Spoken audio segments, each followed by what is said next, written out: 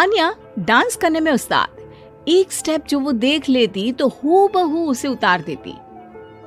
अरे आन्या बेटा, मेरी बेटी को भी डांस सिखा देना, उसका एनुअल प्रोग्राम है।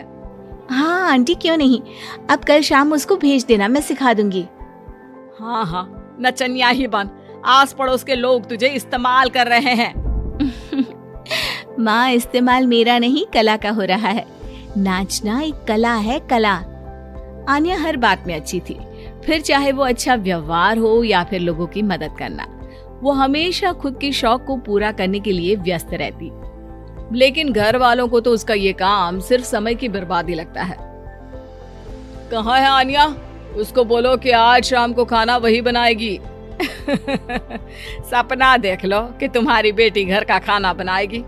अरे आसपास के लोगों का काम करने से उसे फुर्सत मिले तब तो कहीं जाकर वो हमारे घर का काम करेगी ना। देखो ना, इकलौती बेटी, ऊपर से गैर जिम्मेदार, अब करे तो क्या करे।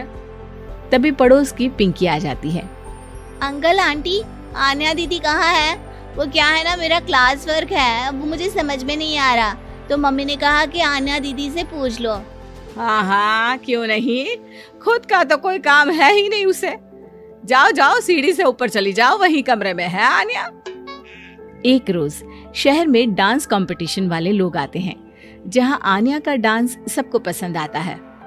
क्या बात है, छोटे से शहर में इतना टैलेंट? बेटा कौन सिखाता है आपको?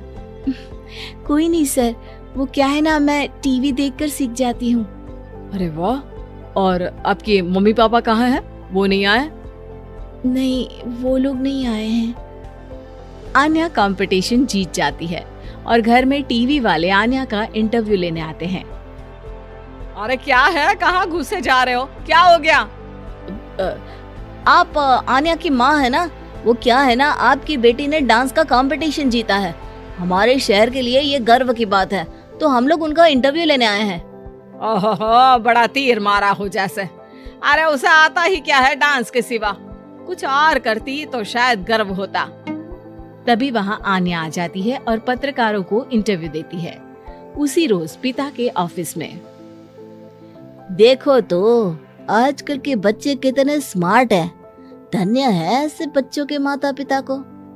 और किस्मत वाले होते हैं ऐसे माता पिता, वरना मेरी बेटी तो किसी काम की नहीं, सारा दिन बस नाच गाने में ही दिमाग लगाती रहती है।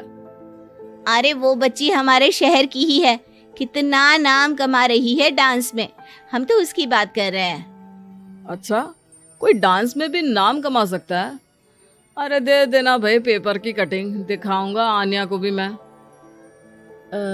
क्या नाम बताया? आन्या? यही तो नाम है मेरी बेटी का, आन्या शर्मा। बड़े उम्मीद से रखा था कि कुछ अच्छा नाम कमाएगी, लेकिन नहीं, आजकल के बच्चों को माँ पापा की इमोशन की कदर है क्या? अरे ये देखिए, इस बच्ची का नाम भी आन्या शर्मा ही है, जो पूरे शहर का नाम रोशन कर रही है। पिता अखबार देखते हैं तो सामने बेटी की ही फोटो रहती है, लेकिन ये क्या, जिस फोटो को देखकर हर कोई गर्व कर रहा था, पिता को उस पे कुछ भी खास दिखाई नहीं देता। हमारी ही औलाद है ये, पता नहीं कब कहाँ जाकर नाम लिखवाती है, मुझे तो पता भी नहीं है। अरे शर्मा जी, जरा मिलवा दीजिए ना अपनी बच्ची से, मैं अपनी बेटी को भी ऐसा ही बनाना चाहती हूँ, मेरी बेटी को कुछ टिप्स दे देगी करियर को लेकर। अच्छा, ये दिन आ गया आपकी बेटी के, ले आइए कभी भी, लेकिन बाद में अफसोस ना करिएगा। सभी को आन्या के पिता की बात पर हैरानी होती है कि इतनी टैलेंटेड लड़की के माता पिता आखिर उससे चाहते क्या हैं।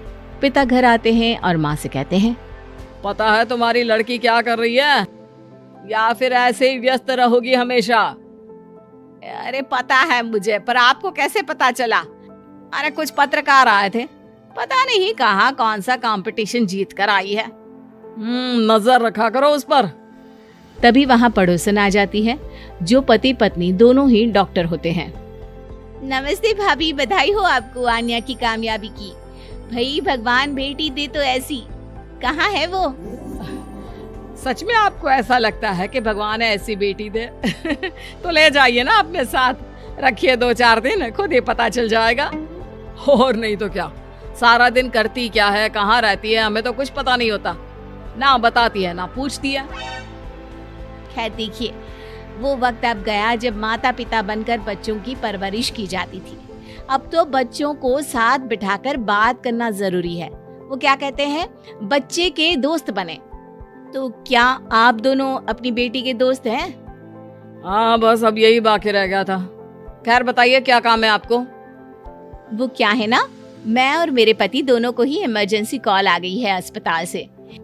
मेरी बेटी आन्या की अच्छी दोस्त है, तो मैं क्या उसे आन्या के पास छोड़ दूं अगर वो फ्री है तो? माँ कुछ बोलती उतने में ही आन्या आ जाती है।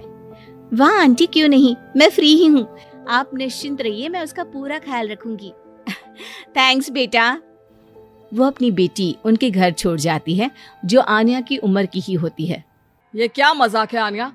हम लोगों को सोना भी होता है और हर घर का अपना कायदा होता है। मुझे बिल्कुल पसंद नहीं है कि तुम किसी को भी घर में घुसा लो। धीरे बोलिए पापा, कैसी बात कर रहे हैं? अंकल आंटी डॉक्टर है, पता है ना डॉक्टर का फर्ज क्या होता है। अगर वो किसी की जिंदगी बचा रहे हैं तो क्या हमारा फर्ज नहीं बनता कि हम भी उनकी किसी न किसी तरह से मदद करें? आपको तो पता है घर पर अकेले रहना कितना अनसेफ है। हाँ, तो दुनिया को सेफ करने का जिम्मा तू नहीं ले रखा है? अरे बहुत महंगे अस्पताल के डॉक्टर हैं वो लोग, खूब पैसा मिलता होगा, लेकिन ये नहीं कि मेड रख ले। क्या कहती आन्या, कैसे माँ पिता को समझाती कि किसी की मदद करना कोई बुरी बात नहीं है। खैर कुछ महीनों बाद आधी रात को माँ जोर जोर से चिल्लाकर आन्या के कमरे में जाती है। बेटा बेटा आन्या, पापा के सीने में दर्द हो रहा है, बेटा कुछ कर। हाँ माँ, मैं डॉक्टर को फोन करती हूँ।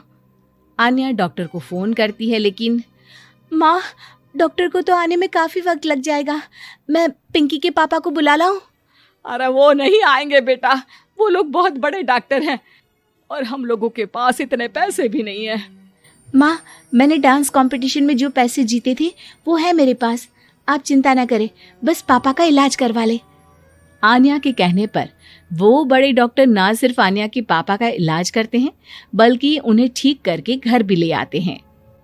आज मैं सिर्फ अपनी बेटी की वजह से बच गया। भगवान सबको ऐसी बेटी दे।